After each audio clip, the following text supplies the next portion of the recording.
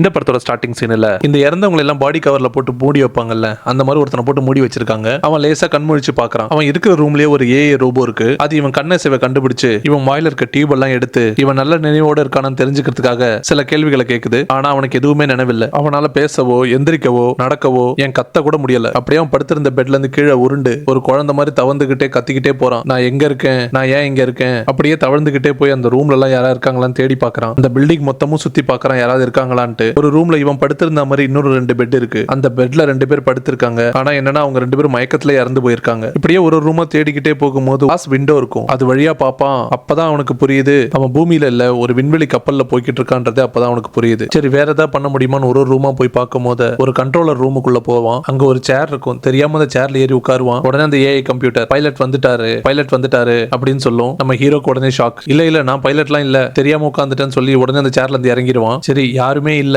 சரி கூட வந்தவங்க எல்லாம் செத்து போயிட்டாங்க, என்ன பண்றதுன்னு தெரியல, பூமிக்காக தகவல் சொல்லலான்ட்டு அந்த கம்ப்யூட்டர் கிட்ட பூமிக்கு கனெக்ட் பண்ணுன்னு சொல்லுவான். அப்பதான் பயங்கரமான ஷாக்கே அவனுக்கு. அந்த கம்ப்யூட்டர் சொல்லும், இப்ப நீங்க ஒரு தகவல் அனுப்பிச்சீங்கன்னா அந்த தகவல் போய் சேர்றதுக்கு 11 வருஷம் 10 மாசம் 6 நாள் ஆகும். இப்ப நம்ம ஹீரோ என்ன பண்றதுன்னு தெரியாம பயங்கர குழப்பத்துல முடிச்சுக்கிட்டு இருக்கான். இது ஒரு பக்கம் நடந்துகிட்டு இருக்க இப்ப நம்ம ஹீரோவை பூமியில காமிக்கிறாங்க. ஆக்சுவலா நம்ம ஹீரோ ஒரு ஸ்கூல் டீச்சர். கிளாஸ்ல பசங்களுக்கு எல்லாம் பாடம் சொல்லி கொடுத்துட்டு இருக்கான். நம்ம ஹீரோ பசங்களுக்கு விண்வெளி சம்பந்தமான ஒரு பாடம் எடுத்துக்கிட்டு இருப்பான். அப்போ ஒரு பொண்ணு எந்திரிச்சு பெட்ரோவா லைன்னா என்ன அப்படின்னு சொல்லி கேட்பா. ஹீரோக்கு பயங்கரமான ஷாக். ஹீரோ இதை குழந்தைங்களுக்கு எப்படி புரிய வைக்கிறதுன்னு யோசிச்சுட்டு சொல்ல ஆரம்பிக்கிறான். அது என்னன்னா வியாழன் கிரகத்துல இருந்து சூரியனுக்கு ஒரு லைன் மாதிரி போறத விஞ்ஞானிகள் கண்டுபிடிச்சிருக்காங்க. அந்த லைனோட பேர் தான் பெட்ரோவா அப்படின்னு சொல்றாரு. இன்னொரு பையன் ஹீரோ கிட்ட அது என்ன லைன் கேட்கறான். பசங்க எல்லாம் இன்னும் ஆர்வமா கேட்கவே ஹீரோ இன்னும் டீடைலா எக்ஸ்பிளைன் பண்ண ஆரம்பிக்கிறான். வியாழன் கிரகத்துல இருந்து துகள்கள் மாதிரி ஒண்ணு கிளம்பி நேரா சூரியன் மேல போய் படர்ந்து சூரியனோட ஒளியை மங்க செய்து. சிம்பிளா சொல்லணும்னா கிட்டத்தட்ட சூரியனை சாப்பிட்டுக்கிட்டு இருக்கு. இதனால என்ன நடக்கும்னா இன்னும் 20-30 வருஷத்துல சூரியன் தன்னோட சக்தியை இழந்து வெளிச்சமே இல்லாம போயிடும். இதனால பூமிக்கு என்ன பாதிப்புனா நமக்கு சூரிய ஒளியே இருக்காது, மரங்கள் தாவரங்கள் எதுவுமே வளராது,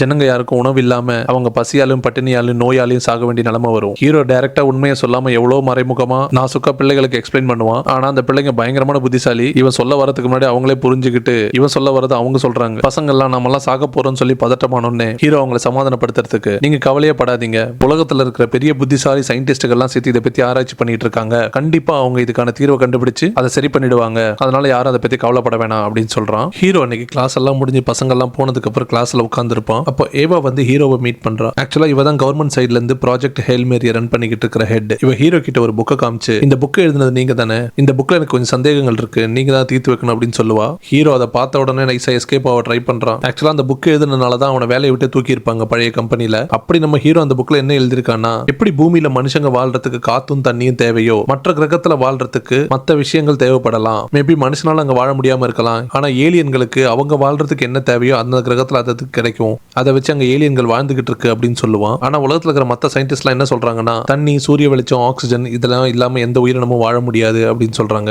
இந்த மாதிரி எதிர்மறையான கருத்தை வெளியிட்டனால தான் அவனை வேலையை விட்டு தூக்கி இருப்பாங்க. ஏவா அந்த புக்கை காமிச்சு திரும்பவும் நீங்க எதன் அடிப்படையில் இந்த மாதிரி தியரி எழுதுனீங்க, அதை பத்தி இன்னும் டீடைலா சொல்ல முடியுமான்னு கேட்ட உடனே ஹீரோக்கு பயம் வந்துருது. இந்த வேலைக்கும் உள்ள வந்துருச்சா. ஹீரோவோட நிலைமையை புரிஞ்சுக்கிட்ட ஏவா, நீங்க எழுதின தியரியில உண்மை இருக்கு நிரூபிக்கிறதுக்கு ஒரு சான்ஸ் கிடைச்சிருக்கு. பெட்ரோவோட சாம்பிள்ஸ் வந்து பூமிக்கு கிடைச்சிருக்கு. நீங்க அதை பத்தி ஆராய்ச்சி பண்ணி எங்களுக்கு சொல்லணும். இந்த பெட்ரோவா இன்னும் கொஞ்ச நாள்ல சூரியனை சாப்பிட்டுடும், அப்புறம் பூமி அழியறது யாராலையும் தடுக்க முடியாது, அதனாலதான் அதை தடுக்கிறது உங்களோட உதவி தேவை எங்களுக்குன்னு சொல்லி கேட்பாங்க. ஹீரோவும் போக சம்மதிச்சு அவங்க கூட கிளம்பி போறான். இப்போ அவங்களோட ஆராய்ச்சி கூடத்துல ஹீரோ அவனோட வேலையை ஆரம்பிக்கிறான். ஹீரோ தன்னோட ஆராய்ச்சியில முதல் கட்டமா அது ஒரு உயிர் உள்ள செல் அப்படின்னு சொல்லி கண்டுபிடிக்கிறான். அடுத்த கட்டமா அது எதனால உருவாயிருக்கு, அதோட மூலக்கூறுகள் என்னன்னு சொல்லி ஆராய்ச்சி பண்றான். அது கார்பன், ஹைட்ரஜன், ஆக்சிஜன் இந்த 3 கலவையும் சேர்ந்து உருவான செல் அப்படின்னு கண்டுபிடிக்கிறான் ஹீரோ. ஹீரோ அன்னைக்கு ஆராய்ச்சி எல்லாம் முடிச்சிட்டு ஒரு இடத்துல உட்காந்து காஃபி குடிச்சிட்டு இருப்பான். அப்ப ஈவா வந்து அவங்க கிட்ட பேச்சு கொடுப்பா. அப்ப ஹீரோ சொல்லுவான், இந்த பெட்ரோவா சூரிய ஒளியில இருந்து வர வெளிச்சத்தை எடுத்துக்கிட்டு அதை சக்தியா மாத்தி உயிர் வாழுது, அதுக்கு பதிலா அதோட உடம்புல இருந்து இன்ஃப்ராரெட் ரேஸை வெளியில விடுது. அப்ப ஈவா கேட்பான், அதெல்லாம் ஏன் வீனஸ் கிரகத்துக்கு போகுது. அப்போ ஹீரோ அதுக்கு தான் பதில் தெரியல அப்படின்னு சொல்லுவான். இப்ப ஈவா சொல்லுவா, 21 நாடுகள்ல 347 சயின்டிஸ்ட் இதை பத்தி ஆராய்ச்சி பண்ணிக்கிட்டு இருக்காங்க,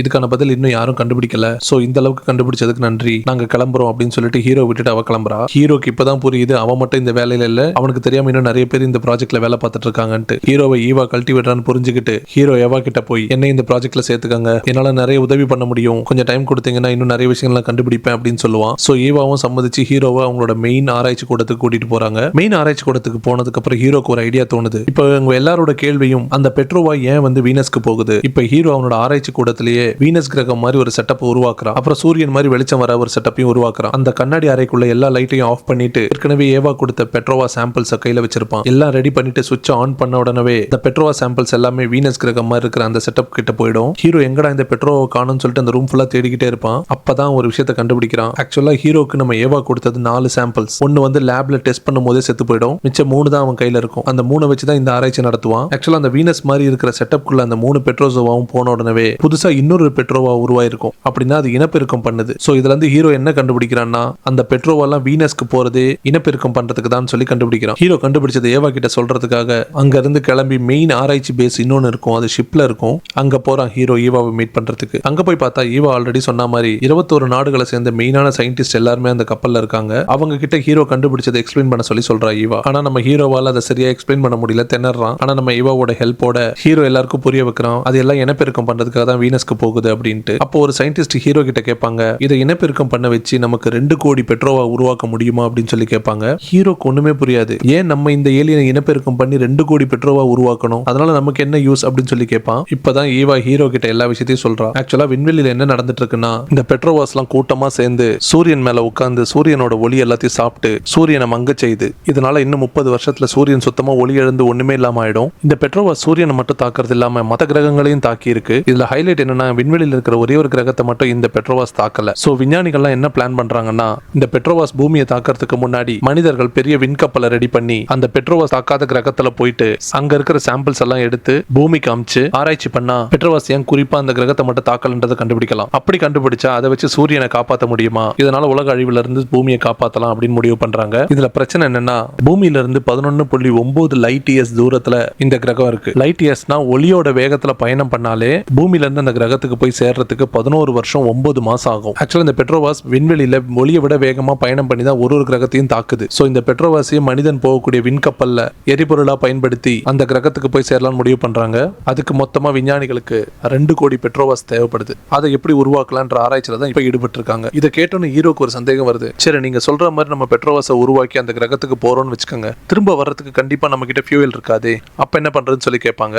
அப்பதான் ஏவா சொல்லுவாங்க, இது வந்து ஒரு சூசைட் மிஷன். விஞ்ஞானிகள் கண்டுபிடிச்ச தகவல்கள் எல்லாத்தையும் சேகரிச்சு ஆல்ரெடி ப்ரோக்ராம் பண்ண ஒரு கேப்சூல் மூலியமா பூமிக்கு அமிச்சிருவாங்க. அது கிடைச்சதுக்கு அப்புறம் இங்க அடுத்த கட்ட ஆராய்ச்சி ஆரம்பிப்பாங்க அப்படின்னு சொல்லுவாங்க. இதை கேட்ட ஹீரோக்கு பயங்கரமான ஷாக். இல்ல நம்ம வேற ஏதாவது வழி இருக்கான்னு சொல்லி யோசிப்போமா. ஏவா சொல்லுவாங்க, இந்த மிஷனே சக்சஸ் ஆகுமான்னு தெரியாது, ஆனா வேற வழி கிடையாது, செஞ்சுதான் ஆகணும் அப்படின்னு சொல்லிடுவாங்க. இங்க எப்படி சீன கட்டண ஹீரோ விண்கப்பல்ல காமிக்கிறாங்க. இந்த மிஷின்ல டோட்டலா 3 பேர் வந்திருப்பாங்க. ஒரு சயின்டிஸ்ட், ஒரு இன்ஜினியர், ஒரு பைலட். ஹீரோ சயின்டிஸ்ட், மத்த 2 பேரும் கோமாவிலே இறந்திருப்பாங்க. அவங்களோட உடலை ரொம்ப நாள் விண்கப்பல்ல வைக்க முடியாதுன்றனால ஹீரோ அவங்க உடலை எடுத்து இறுதி மரியாதை செஞ்சு அப்படியே விண்வெளியிலே விட்டுடுறான். வேற வழி இல்லாம பயங்கர மன வருத்தத்தோட திரும்பவும் பயணத்தை தொடர்றான். எல்லாம் முடிஞ்சு ஹீரோ வருத்தமா உட்கார்ந்துகிட்டு இருக்கும் போது ஹீரோ பயணம் பண்ணி வந்தது டார்சிட்டின்ற ஒரு கிரகத்துக்கு தான். அந்த கிரகத்தோட சுற்றுவட்ட பாதைக்கு வந்து நின்னுடும் அந்த விண்கப்பல். அதுக்கப்புறம் ஆட்டோ பைலட் மோட் ஆட்டோமேட்டிக்கா ஆஃப் ஆயிட்டு இன்ஜின் எல்லாம் ஆஃப் ஆயிடும். இதுக்கு மேல இது யாராவது மேனுவலா ஓட்டி கொண்டு போகணும். ஹீரோவோ சயின்டிஸ்ட், அவனுக்கு விண்கப்பல்லாம் ஓட்ட தெரியாது. ஹீரோ குழப்பத்துல என்ன பண்றதுன்னு தெரியாம யோசிச்சுக்கிட்டு இருக்கும் போது திடீர்னு கம்ப்யூட்டர்ல இருந்து ஒரு அலர்ட் வருது. பிளிப் ஏ தென்படுகிறது அப்படின்னு சொல்லிக்கிட்டே இருக்கும். அந்த பிளிப் ஏன்றது என்னன்னு பாத்தீங்கன்னா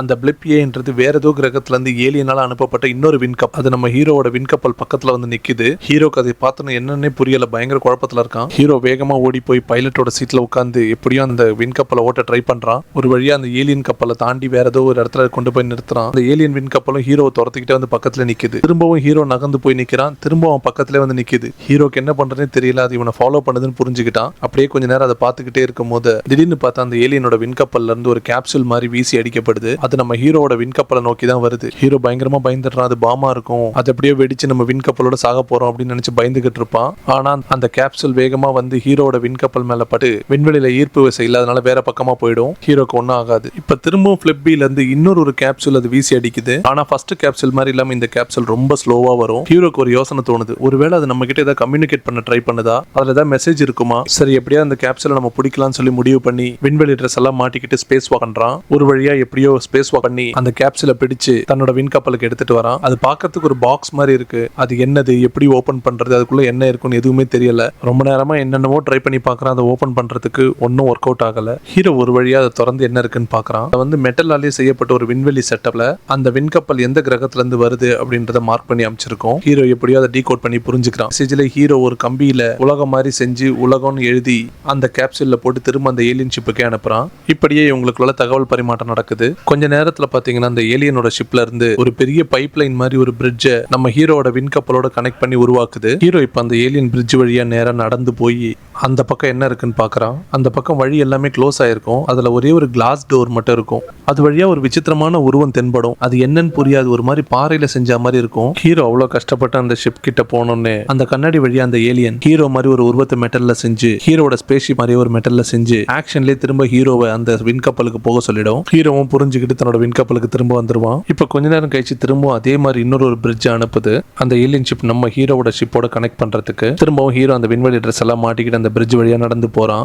ஆனா இந்த வாட்டி அந்த ஏலியன் ஷிப்ல இருக்கிற டோர்ல ஃபுல்லாவுமே கிளாஸ் டோர் பண்ணி வச்சிருக்கு. கொஞ்ச நேரம் ஹீரோ என்ட்ரன்ஸ்ல நின்று யாரா இருக்கீங்களான்னு கத்துனதுக்கு அப்புறம் உள்ள இருந்து ஒரு உருவம் தெரியுது. அதை எப்படி சொல்றதுனே தெரியல, ரொம்ப விசித்திரமா இருக்கு. ஒரு மாதிரி பாறை கல்லெல்லாம் சேர்த்து வச்சு கற்குவியல்ல பண்ண மாதிரி ஒரு உருவம்.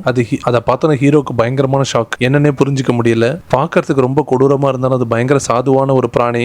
ஹீரோ என்ன ஆக்ஷன் பண்றானோ அதை பார்த்து அதுவும் அதே மாதிரி பண்ணுது. இப்ப ஹீரோ கிட்ட போய் அதோட உருவத்தெல்லாம் மொத்தமா பாக்குறான். அந்த ஏலியன் ஹீரோக்கு சுவரோரமா ஒரு கிஃப்ட் வச்சிருக்கும். ஹீரோ அந்த கிஃப்ட் எடுத்து பார்த்தா அதுல ஏதோ கண்ணாடி கல்ல செயின் மாதிரி கோத்தா மாதிரி இருக்கும். அது என்னன்னு ஹீரோக்கு புரியாது. அந்த ஏலியன் செய்கையிலேயே என்னோட ஹெல்மெட்டை கழட்டுன்னு சொல்லும். ஆனா ஹீரோ ஹெல்மெட்டை கழட்டினா நான் செத்துருவேன், என்னால கழட்ட முடியாது, சாரின்னு சொல்லிடுவான். சரி நான் கிளம்புறேன் அப்படின்னு சொல்லிட்டு திரும்ப வருவான். அப்ப அந்த ஏலியன் கொடுத்த கிஃப்ட்டை பார்க்கும்போது ஹீரோக்கு ஒன்று புரியும். ஓ இதுதான் ஆக்சிஜன் சிலிண்டர். அப்ப நம்ம ஹெல்மெட்டை கழட்டலாம்னு ஏதோ ஒரு குருட்டு தைரியத்துல ஹெல்மெட்டை கழட்டுறான். ஹீரோக்கு ஒண்ணுமே அவனால சுவாசிக்க முடியுது. ஹெல்மெட்டை கழட்டி ஹீரோட முகத்தை பார்த்தோன்னா அந்த ஏலியன் பயங்கரமா சந்தோஷப்படுது. இதெல்லாம் முடிஞ்சு ஹீரோ தன்னோட விண்வெளி கப்பலுக்கு ரிட்டர்ன் வந்துடுறான். ஹீரோ அப்பப்போ டைம் கிடைக்கும் போதெல்லாம் அந்த ஏலியனை போய் சந்திக்கிறான். அது கூட எப்படி கம்யூனிகேட் பண்றது அப்படின்னு ஒரு ஐடியா உருவாக்குறான். அவங்க கிட்ட இருக்கிற ஒரு சூப்பர் ஏஐ கம்ப்யூட்டரை வச்சு அந்த ஏலியன் எழுப்புற சவுண்டு, அதோட உணர்வுகள், அதோட அசைவுகள் எல்லாம் வச்சு அது என்ன சொல்ல வருதுன்னு வேர்டா கன்வெர்ட் பண்ணி இவனுக்கு தருது. அதே மாதிரி ஹீரோ என்ன சொல்றானோ அதை கன்வெர்ட் பண்ணி அந்த ஏலியனோட லாங்குவேஜ்ல அந்த கம்ப்யூட்டர் சொல்லுது. சோ இது மூலியமா ரெண்டு பேரும் கம்யூனிகேட் பண்ண ஆரம்பிக்கிறாங்க. ஹீரோ டெய்லி அந்த ஏலியனோட என்ன நடக்குதுன்னு சொல்லி வீடியோ ரெக்கார்ட் பண்ணி அவனோட ஸ்பேஸ்ஷிப்ல வச்சுக்கிறான். ஏன்னா எப்படியோ இந்த மிஷன் முடிஞ்சு ஹீரோ திரும்ப பூமிக்கு போக போறது கிடையாது. இந்த வீடியோ எல்லாம் சயின்டிஸ்டுங்க பாப்பாங்க அப்படின்றதுக்காக.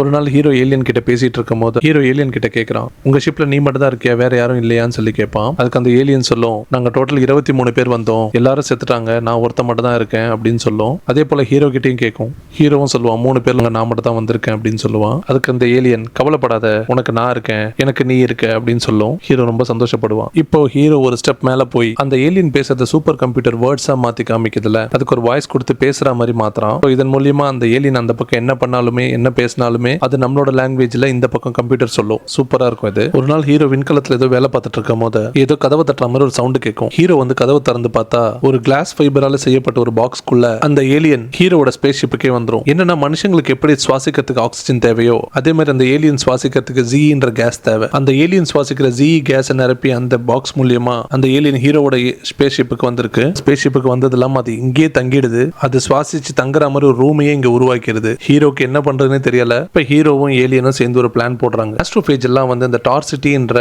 கிரகத்துக்கு பக்கத்துல போகுது, ஆனா அதை தாக்க மாட்டேங்குது. அப்ப ஏலியன் என்ன சொல்லுதுன்னா, நம்ம அந்த டார்சிட்டின்ற கிரகத்து கிட்ட போயிட்டு அங்க இருந்து ஒரு சாம்பிள் எடுப்போம், அந்த சாம்பிளை வச்சு ஆராய்ச்சி பண்ணா இந்த ஆஸ்ட்ரோஃபேஜ் எல்லாம் ஏன் வந்து அந்த கிரகத்தை தாக்க மாட்டேங்குது நம்மளால கண்டுபிடிக்க முடியும் அப்படின்னு சொல்லுது. சோ இது ஹீரோக்கு நல்ல யோசனையா தெரியுது. சோ அந்த டார்சிட்டின்ற கிரகத்தோட சுற்றுவட்ட பாதைக்கு நடுவுல போய் நிக்க ட்ரை பண்றாங்க. இவங்க சொன்ன இடத்துக்கு போய் சேர்றதுக்கே பல மாசங்கள் ஆகும். அதுக்குள்ள ஹீரோ அவனோட ஸ்பேஸ்ஷிப்ல இருக்கிற ஒரு தியேட்டர் ரூமுக்கு கூட்டு போய் பூமி எப்படி இருக்கும்ன்ற வீடியோ கிளிப்ஸ் எல்லாம் வந்து போட்டு காமிக்கிறான் அந்த ஏலியனுக்கு. அதுவும் பூமியை பத்தி நிறைய புரிஞ்சுக்குது. இதெல்லாம் நடந்துகிட்டே இருக்கும்போது டார்சிட்டின்ற கிரகத்தோட சுற்றுவட்ட பாதையில வந்து நிக்குது அந்த ஸ்பேஸ்ஷிப். சோ இவங்க பிளான் பண்ண மாதிரி ஹீரோ விண்கப்பலுக்கு வெளியில போய் அந்த ஆஸ்ட்ரோஃபேஜோட சாம்பிள்ஸ் எல்லாம் கலெக்ட் பண்றான். ஹீரோ அவன் கொண்டு வந்த ஆஸ்ட்ரோஃபேஜஸோட சாம்பிள்ஸ் எல்லாம் வச்சு டெஸ்ட் பண்ணி பார்க்கறான். ஆக்சுவலா அந்த கிரகத்துக்கு போன ஆஸ்ட்ரோஃபேஜஸ்க்கும் அந்த கிரகத்துல இருந்து திரும்ப வர ஆஸ்ட்ரோஃபேஜஸ்க்கும் எந்த டிஃபரன்ஸும் இருக்காது, ரெண்டுமே ஒரே மாதிரி இருக்கும். அப்படின்னா அது அங்க இனப்பெருக்கம் பண்ண போகல, அங்க வேற ஏதோ ஒரு விஷயத்துக்காக போகுது. ஹீரோ அவனோட ஆராய்ச்சியில இன்னொரு ஒரு விஷயத்தை கண்டுபிடிக்கிறான். அந்த டார்சிட்டின்ற கிரகத்துல பாக்டீரியா, புரோட்டோசோவா போன்ற செல் உயிரினங்கள் இருக்கு. ஆஸ்ட்ரோஃபேஜஸ் எல்லாத்தையுமே அது தாக்கி கொள்ளுது. அதனாலதான் அந்த ஆஸ்ட்ரோஃபேஜஸ் அந்த டார்சிட்டி கிரகத்தை மட்டும் தாக்குறது இல்லைன்னு சொல்லி கண்டுபிடிக்கிறாங்க. இப்போ ஆஸ்ட்ரோஃபேஜ் அழிக்கிறதுக்கு உயிர்கள் இருந்தா போதும். இதை கண்டுபிடிச்ச உடனே ஹீரோவும் ஏலியனும் பயங்கர சந்தோஷப்படுறாங்க. அடுத்த கட்டமா இன்னொரு ஐடியா பண்றாங்க. ஆக்சுவலா அந்த ஆஸ்ட்ரோஃபேஜஸ் டார்சிட்டி கிரகத்தை தாக்காம இருக்கிறதுக்கு எப்படி பூமியில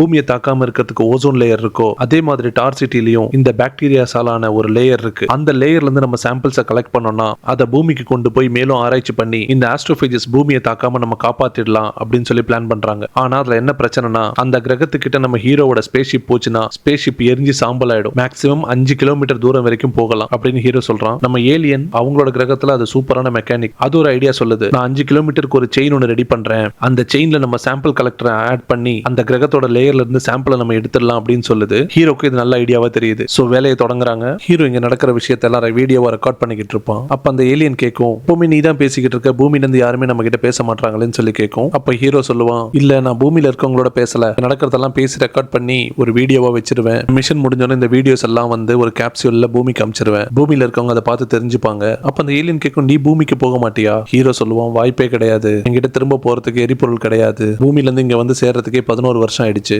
திரும்ப போறதுக்கு 2 கோடி ஆஸ்ட்ரோபேஜஸ் தேவை, அவ்வளவு எரிபொருள் என்கிட்ட இல்ல. அப்ப அந்த ஏலியன் சொல்லும், கவலைப்படாத, என்னோட ஸ்பேஸ் ஷிப்ல நிறையவே ஆஸ்ட்ரோபேஜஸ் இருக்கு, நான் உனக்கு தரேன், நீ கண்டிப்பா திரும்பி பூமிக்கு போகணும் அப்படின்னு சொல்லும். இதை கேட்டோன்னே ஹீரோக்கு அழுகையே வந்துருது. திரும்ப பூமிக்கு போக முடியும், உயிர் வாழ முடியும்னு ஹீரோக்கு ஒரு நம்பிக்கை வருது. இதெல்லாம் நடந்து முடிஞ்சோன்னா ஹீரோவும் ஏலியனும் பிளான் பண்ண மாதிரி அந்த டார்சிட்டி கிரகத்தோட சாம்பிள்ஸை கலெக்ட் பண்றதுக்காக அந்த கிரகத்துக்கு கிட்ட போறாங்க. சாம்பிள் கலெக்ட் பண்ண டிவைஸ் அந்த கிரகத்துல போட்டு சாம்பிள்ஸையும் கலெக்ட் பண்ணிடுறாங்க. இப்ப அடுத்த சிக்கல் என்னன்னா, ஹீரோ ஸ்பேஸ் ஷிப்பை விட்டு வெளியில போய் விண்வெளியில இருந்து அந்த சாம்பிள்ஸை கலெக்ட் பண்ணிட்டு வரணும். ஹீரோ எப்படி அந்த சாம்பிள்ஸ் கலெக்டர் கையில எடுத்துருவான். பிரச்சனை என்னன்னா, இப்ப பைலட் இல்லாம இந்த ஸ்பேஸ் ஷிப் ஓடிட்டு இருக்கு. கிரகத்தோட ஈர்ப்பு விசையினால உங்களோட ஸ்பேஸ் ஷிப் கொஞ்சம் கொஞ்சமா அந்த கிரகத்துள்ள இழுக்க பாக்குது. ஹீரோ சீக்கிரம் உள்ள வந்து ஸ்பேஸ் ஷிப்பை ஓட்டலனா இவங்க எல்லாரும் ஃபுல்லா விண்வெளியில எரிஞ்சு சாம்பல் ஆயிடுவாங்க. கிட்டத்தட்ட டார்சிட்டி கிரகத்தோட விண்வெளியை தாண்டி அந்த கிரகத்துக்குள்ளே போக ஆரம்பிச்சிருது விண்கப்பல். ஒரு வழியா சாம்பிள்ஸ் எல்லாம் எடுத்துட்டு ஹீரோ எப்படியோ விண்கப்பலுக்குள்ள வந்துடுறான். கேப்டன் சீட்ல உட்கார்ந்து ஸ்பேஸ் ஷிப்பை கஷ்டப்பட்டு இந்த கிரகத்தோட ஈர்ப்பு விசையை தாண்டி வெளியில கொண்டு போயிருவான். இதுக்கப்புறம் தான் பெரிய சிக்கல ஆரம்பிக்கும். ஸ்பேஸ் ஷிப்போட ஃபியூல் டேங்க்ல ஒரு ஓட்ட விழுந்துரும். இது வழியா அவங்களோட எரிபொருள் எல்லாம் வெளியில போயிட்டு ஈர்ப்பு விசை இல்லாம ஹீரோட ஸ்பேஸ் ஷிப் ஸ்பேஸ்லயே பயங்கர வேகமா சுத்த ஆரம்பிச்சிடும். ஹீரோ ஒரு வழியா ஈர்ப்பு சக்தி எல்லாம் எதிர்த்து இந்த லீக் ஆகிற 2 ஃபியூல் டேங்கையும் ஸ்பேஸ் ஷிப்ல இருந்து கழட்டி விட்டுருவான். ஆனா அதை கழட்டி விட்ட வேகத்துல ஸ்பேஸ் ஷிப் நல்ல தடுமாறி சுத்துற வேகத்துல ஹீரோ போயிட்டு முன்னாடி இருந்த கம்ப்யூட்டர்ல முகம் அடிச்சு அப்படியே மயக்கடிச்சு விழுந்துருவான். பாக்கி அவங்க இருந்து எவ்வளவு கத்தும், எழுந்திரு கிரேஸ், எழுந்திரு கிரேஸ், உனக்கு என்ன ஆச்சு, நீ செத்துட்டியா, உனக்கு என்ன ஆச்சுன்னு சொல்லி கத்திக்கிட்டே இருக்கும். ஆனா ஹீரோ சுயநினைவே இல்லாம இருக்கும். இப்பதான் அந்த ஏலியன் ஒரு ஆச்சரியமான விஷயத்தை செய்யும். ஹீரோவை காப்பாத்துறதுக்காக அதோட உயிரையே பணையம் வைக்கும். பாதுகாப்பா இருந்து அந்த கிளாஸை உடைச்சுக்கிட்டு வெளியில வந்து ஹீரோ அந்த பைலட் சேர்ல இருந்து இறக்கி எடுத்துட்டு போய் அவனோட மெடிக்கல் ரூம்ல படுக்க வச்சிரும். அதுக்குள்ள பயங்கரமா மூச்சு திணறல் ஏற்பட்டு அதுவும் மயக்கடிச்சு விழுந்துரும். அது எப்படியோ தவழ்ந்து அது கட்டி வச்சிருக்க ரூமுக்கு போயிடும். நான் சுயநிலை இல்லாம அதுவும் மயங்கிடும். ஹீரோட மெடிக்கல் ரூம்ல இருந்த ரோபோ ஃபுல்லா ஹீரோவை குணப்படுத்தி எவ்வளவு நாள் ஹீரோ மயக்கத்துல இருந்தானே தெரியல. இப்ப லேசா கண்முழிச்சு பாக்குறான். ஹீரோ எந்திரிச்சோன்னே ஏலியனுக்கு என்ன ஆச்சுன்னு போய் தான் பாக்குறான். கடிபட்டா எப்படி ரத்தம் வருமோ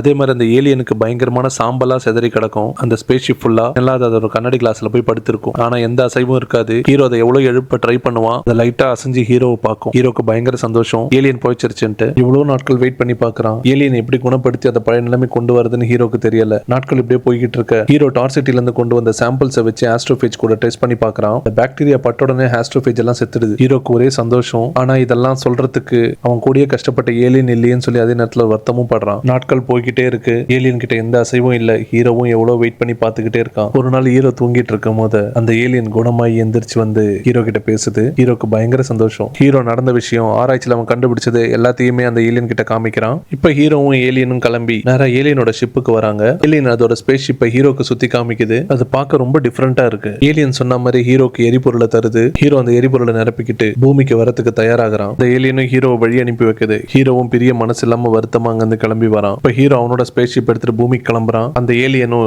அந்த இரிடியன் அவங்களோட கிரகத்துக்கு போகுது. பூமிக்கு ஹீரோ வந்து சேர்றதுக்கு இன்னும் 4 வருஷம் கிட்ட ஆகும்னு சொல்லுது அந்த கம்ப்யூட்டர். ஹீரோவும் போய் படுத்து தூங்குறான். ஹீரோ தூங்கிட்டு இருக்கும் போது திடீர்னு கம்ப்யூட்டர் ஆன் ஆகி ஹீரோக்கு ஒரு அலர்ட் கொடுக்குது. ஸ்பேஸ் ஷிப்குள்ள கிருமிகள் வந்துருச்சுன்னு சொல்லி அந்த கம்ப்யூட்டர் கத்திக்கிட்டே இருக்கு. ஆக்சுவலா என்ன ஆயிருக்குன்னா, ஹீரோ டார்சிட்டில இருந்து கலெக்ட் பண்ண சாம்பிள்ஸை ஒரு பாக்ஸ்ல பத்திரமா எடுத்து வச்சிருப்பான். அந்த பாக்ஸை பண்ணி கொடுத்தது ஏலியன். பாக்ஸ்ல தான் இந்த பாக்டீரியா சாம்பிள்ஸ் எல்லாம் கொண்டு போறாங்க. அந்த சாம்பிள்ல இருந்த பாக்டீரியா அந்த பாக்ஸை உடைச்சு காத்துல கலந்து இந்த ஸ்பேஸ் ஷிப்போட ஃபியூல் டேங்க்ல இருக்கிற ஆஸ்ட்ரோபேஜஸ் சாப்பிடுறதுக்கு அதுக்கு போயிடுச்சு. அந்த ஆஸ்ட்ரோபேஜஸ்ல இந்த பாக்டீரியா சாப்பிட்டுருச்சுன்னா ஹீரோக்கு பூமிக்கு போறதுக்கு எரிபொருள் இருக்காது. வழியிலே இந்த ஸ்பேஸ் ஷிப் ஆஃப் ஆகி நின்னுடும். ஏற்கனவே இவங்க முடிவு பண்ண மாதிரி விண்வெளியிலே ஹீரோ செத்துருவான். ஹீரோ ஒரு வழியா அவனோட ஸ்பேஸ் ஷிப்ல இருந்த சாம்பிள்ஸ் எல்லாத்தையும் ஒரு மைக்கா கவர்ல போட்டு லாக் பண்ணி பத்திரமா எடுத்து வச்சிருவான். அப்பதான் ஹீரோக்கு ஒரு விஷயம் புரியுது. ஹீரோவால இந்த விஷயம் எல்லாம் கண்டுபிடிக்க முடிஞ்சது, புரிஞ்சுக்க முடிஞ்சது, எப்படி அவனோட ஸ்பேஸ் ஷிப்பை சேவ் பண்ணிட்டான். ஆனா ஏலியனுக்கு அதை பத்தி ஒன்னும் தெரியாது. ஏலியன் அதை புரிஞ்சுக்கிறதுக்குள்ளாலேயே ஏலியனோட ஸ்பேஸ் ஷிப்பை ஃபுல்லா அந்த பாக்டீரியா சாப்பிட்டுடும். ஹீரோ எப்படியாவது அந்த ஏலியனை காப்பாத்தணும்னு சொல்லி முடிவு பண்றான். ஆனா ஏலியனை காப்பாத்த போனா ஹீரோவால திரும்ப பூமிக்கு போக முடியாது. அவன் வழியிலே சாக வேண்டியதுதான். என்ன பண்றதுன்னு பயங்கரமான குழப்பத்துல இருப்பான். கடைசியில என்ன நடந்தாலும் ஏலியனை காப்பாத்திடலாம் அப்படின்னு சொல்லிட்டு ஸ்பேஸ் ஷிப்பை திரும்ப கொண்டு போறான். அதே நேரத்தில் அவன் கண்டுபிடிச்ச சாம்பிள்ஸ், அவன் ரெக்கார்ட் பண்ண வீடியோஸ், அவன் எழுதின டாக்குமெண்ட்ஸ் எல்லாத்தையுமே அந்த ஸ்பேஸ் கேப்சூல்ல போட்டு பூமிக்கு அமுச்சு வச்சிடறான். எப்படியோ ஏலியனோட ஸ்பேஸ் ஷிப்பை கண்டுபிடிச்சு அங்க வந்து பாக்குறான். இவ்வளவு அந்த ஸ்பேஸ் ஷிப்பை கதவெல்லாம் தட்டி தட்டி பாக்குறான். எந்த அசைவும் இல்ல. வேலை அந்த ஏலியன் செத்துடுச்சோன்னு சொல்லி அங்கே வருத்தப்பட்டு நின்னுட்டு இருக்கான். திடீர்னு பார்த்தா உள்ள அந்த ஏலியன் வருது. அதை பார்த்தா ஹீரோக்கு பயங்கரமான சந்தோஷம். அந்த ஏலியனும் ஹீரோவை பார்த்து சந்தோஷப்படுது. அதே நேரத்தில் ஹீரோ அமுச்சு வச்ச சாம்பிள்ஸ் எல்லாமே பூமிக்கு வந்து சேருது. அவன் அமுச்சு வச்ச வீடியோ எல்லாத்தையும் பார்த்து சந்தோஷப்படுறாங்க. இப்ப ஹீரோ என்னன்னா, ஹீரோக்கு என்ன ஆச்சுன்னு காமிக்கிறாங்க. ஆக்சுவலா ஹீரோவை அந்த ஏலியன்ஸோட இரிடியன் அந்த கிரகத்துக்கு கூட்டிட்டு போயிடுச்சு. அங்க போய் ஹீரோ வாழ்ற மாதிரி அவனுக்கு ஒரு ஃபுல் செட்டப்பை ஏற்படுத்தி கொடுத்திருக்கு. இப்ப ஹீரோ அந்த கிரகத்துல என்ன பண்ணிக்கிட்டு இருக்கான்னா, அங்க இருக்கிற ஏலியன்ஸுக்கு எல்லாம் ப்ரொஃபஸரா கிளாஸ் எடுத்துக்கிட்டு இருக்கான். பூமியில எப்படி டீச்சரா பசங்களுக்கு கிளாஸ் எடுத்தானோ அதே மாதிரி அந்த ஏலியன்களுக்கும் நம்மளோட சயின்ஸை பத்தி ஃபுல்லா சொல்லி கொடுக்குறான். இங்க அப்படியே படம் முடியுது. படம் எப்படி இருந்தது, நான் உங்களுக்கு எப்படி எக்ஸ்பிளைன் பண்றேன், அதுல ஏதாவது நிறைய குறைகள் இருந்ததுன்னா கமெண்ட்ல மென்ஷன் பண்ணுங்க. அதை என்ன இம்ப்ரூவ் பண்றதுக்கு இன்னும் உதவியா இருக்கும். வேற ஏதாவது படத்தை பத்தின வீடியோ வேணா கமெண்ட்ல மென்ஷன் பண்ணுங்க. நான் உங்களுக்கு தனியா இன்னொரு வீடியோ பண்றேன். இன்னொரு தரமான வீடியோல சந்திக்கலாம். நன்றி.